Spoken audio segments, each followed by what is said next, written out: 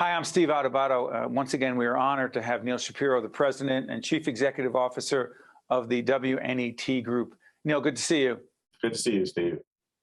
Put this into context. We've been longtime partners and have worked affiliated with public broadcasting in our region. The WNET Group, explain to everyone what it is and why it's so significant. Well, we call it the group because it gets bigger and bigger. Like now we are both Channel 13, Channel 21, NJPBS. We have digital channels like Create and World. We now have NJ Spotlight. We have All Arts, which is our 24/7 channel. We want to make sure it's the group because, we want to serve everybody with all kinds of content on whatever platform they're on. So we're going to talk about this American Cities Rebuilding Initiative, which is so important that you and your colleagues led leaders from across the country talking about urban America today and in the future. But I want to ask you something. It's an issue I've been thinking about an awful lot as we move into 2022, the role of public media in an age where there's so much distrust of those of us in the media, the fake news thing, I'm not even going there, and the need for accurate, credible information, not just about public health and COVID, but other issues. So it's a loaded question, I know, but how do you, big picture as a leader at PBS across this country, but the leader in this region, clearly, what's our role? See, in some ways, I think they couldn't be more clear because we now live in a time, as you said, where it's not just information you can trust, but it's also information that's important. I think we've always had the integrity, the point of view that we don't carry anybody's political water. We don't bring a point of view to discussions. But I think we're also at a point now we realize how complicated a lot of these issues are, whether it's climate change or justice or economic development or human rights or whatever it is. These are really complicated issues. And I think that what public media is all about is smart discussions where we're not afraid of complexity, we're not afraid of detail. And shows like these where people get a chance to talk and really make their point, their case in a civil and smart way is exactly what public media is about. And I wish it weren't true, but as you look across the field of media, there are so many places where it's all about, heat and not about light, where it's all about confrontation, not a place where you can have reasonable discussions. I was talking to someone the other day about this notion of public intellectuals, and it's really vanishing almost everywhere but public media. That's what we're about, finding thought leaders, giving them a chance to talk, exchanging ideas, because that is the way we move forward as a country. If you're looking for more light versus heat, check out Metro Focus every night. And Neal created that with some other folks, and they have a great team over there. 3 terrific anchors, great producers behind the scenes. Check out Metro Focus and NJ Spotlight News, both sides of the river, covering the region. Let's talk about this American. We also ought to check out your show too, as well, right? Yeah, and by the way, to be clear, I've said this to Neal before. I've said it to other colleagues. I'm Catholic, so I'm comfortable saying this. It is, well, whether you are or not, it's a blessing to be even affiliated with public broadcasting, to be able to do what we do, how we do it in this venue with no water to be carried for anyone, as Neal said. I don't take that for granted, neither does anyone at the Caucus Educational Corporation. Neal, listen, the American Cities Rebuilding Conversation Series, where did it start? How did it start? And where are we going from here? Well, it started with our conversation with NJ Spotlight, which as you know, does a series of smart conversations where they have people come in, back in pre-COVID days, come in person and listen to thought leaders. And we thought, how can we make that bigger? And inspired by some of the things that happen in South by Southwest or the Aspen Ideas Festival, if you've ever gone to them or seen them, they're big gatherings of a lot of smart people talking about important issues. And COVID was a reminder that, first, not everybody can go to those issues anyway, but now, with COVID, nobody could go to anything. And could we do what we do best, which is bring people together and use our technology to have a virtual festival? So 2 years ago, we started with 2 days. This year, we did it over 5 days. We did it with 3 other public television stations. And we really dove into the big issues facing American cities because those issues are the issues facing the whole country. And I do think cities are the laboratory in which these things are discussed and where they'll be fixed.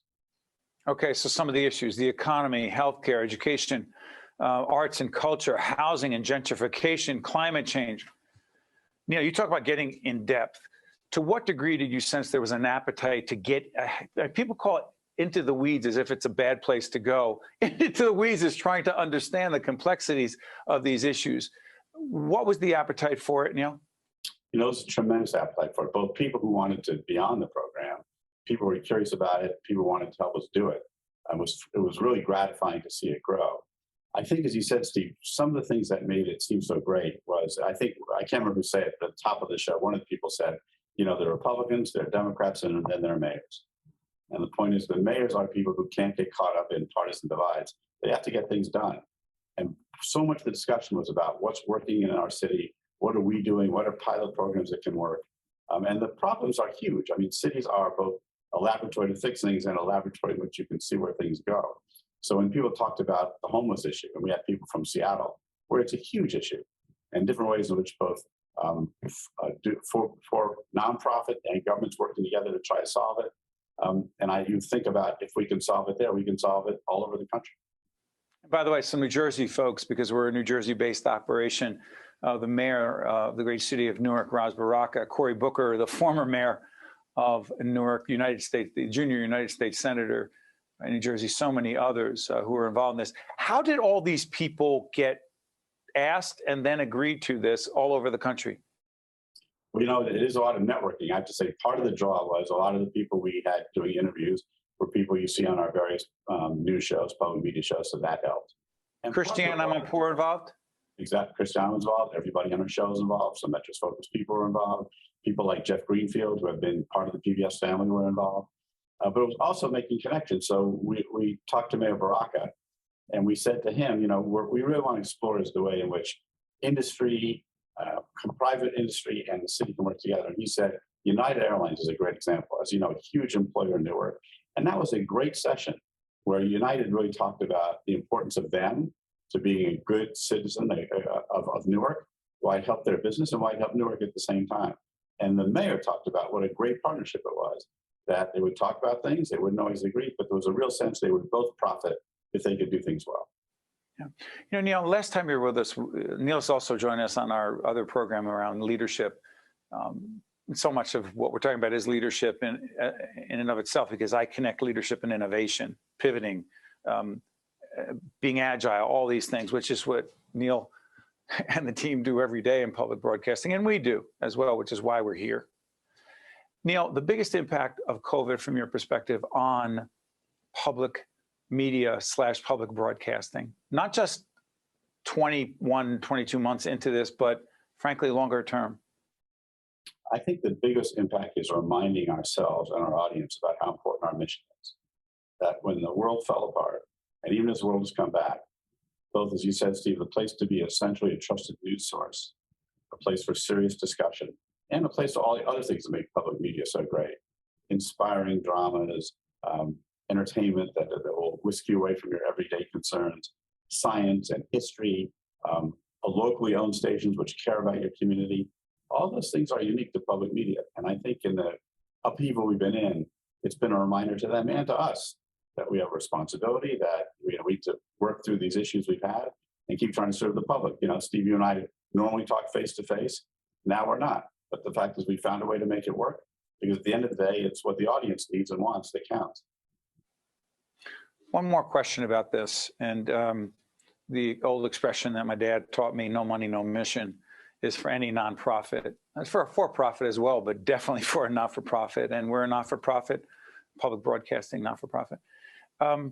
Neal, from your perspective, to what degree has there been an impact, a significant impact, positive, negative, anything in between, in terms of development / fundraising for public broadcasting in these last 2 years? On the one hand, I've been heartened by some examples of people who really stepped up, who said, like, what you're doing is amazing. I'm going to double or triple my contribution. I can't do it every year, but I'm doing it now because it makes a difference. And then on the other hand, I've had people who said, I've lost my job, and even just the annual membership is too much for me, and I'm sorry. You know, I'd like to tell the people who can do more, you're not just keeping, you know, the stations alive, you're helping to make up for all those people who wish they could play now and no longer can. And that's one thing that's great about public media, is that we're all in this together. Yeah, it's so funny. Neal just said we're all in this together. A great quote. Back in 1991, back in the day, Neal, I was doing an interview with then United States Congresswoman Millicent Fenwick, former ambassador to Italy, and we were in person, obviously, in her home in Bedminster. And at the end of the interview, we're going back and forth, and we're talking about politics in Washington. And she said, Steve, sometimes people forget we're all in this together. And it just reminded me when you said this. And wouldn't that be a really terrific thought in Washington and Trenton and Albany and frankly all around? I know that's not my job to editorialize, Neal, but we are all in this together. Hey, Neal, thank you. Good closing note. Yeah, it is. And we try not to forget that we're all in this together. Neal, thank you for joining us.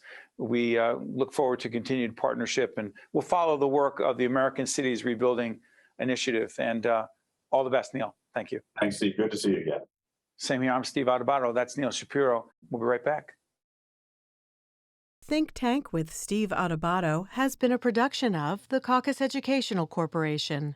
Funding has been provided by the New Jersey Education Association, PNC, Grow Up Great, the Turrell Fund, supporting Reimagine Childcare, RWJ Barnabas Health, PSE&G, the Robert Wood Johnson Foundation, Johnson & Johnson, the Russell Berry Foundation, and by Georgian Court University. Promotional support provided by Insider NJ and by NJ.com.